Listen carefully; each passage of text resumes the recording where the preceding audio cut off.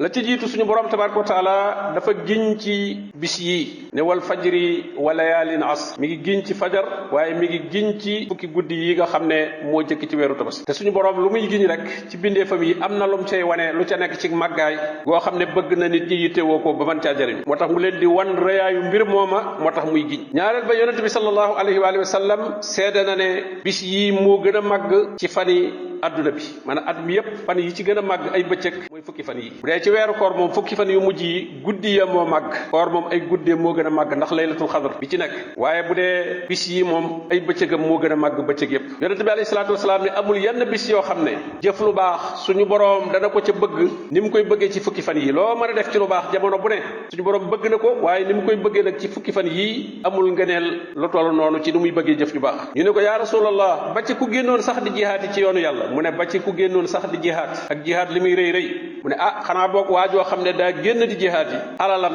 ak bakkanam dara del siwu ci kooka de moom lam def moom dara gënu ko màgg waaye bu yëggul foofu rek li ñuy def ci jëf yu baax ci fan yii moo gën a màgg yeneen jëf juñ deful ci moom ñetteel ba yonente bi sallallahu alayhi wa sallam soññee na ci jëf yu baax ci biir fan yii di digle ñu ci tudd yàlla lu baree bari di ko ci màggal moom borom bi tabaraka wa taala ñeenteel ba ci biir fan yii ci la yawmu arafa nekk ci la bisub loj bi muy bisub tabaski itam ci la nekk te yooyu yëpp di ay bis yu màgg yoo xam ne jaamu yàlla yu màgg lañ ciy def juróomeel bi day jamono joo xam ne mbooleem xeeti jaamu yàlla yëpp da ciy daje danañ ci julli danañ ci woor danañ ci sarxe danañ ci aj itam te loolu amul ci yeneen jamono joo xam ne yeneen jaamu yàlla yëpp day dajeendoo benn yoon ci benn jamono nga mën ko cee defandoo loolu ci fan yi rek la am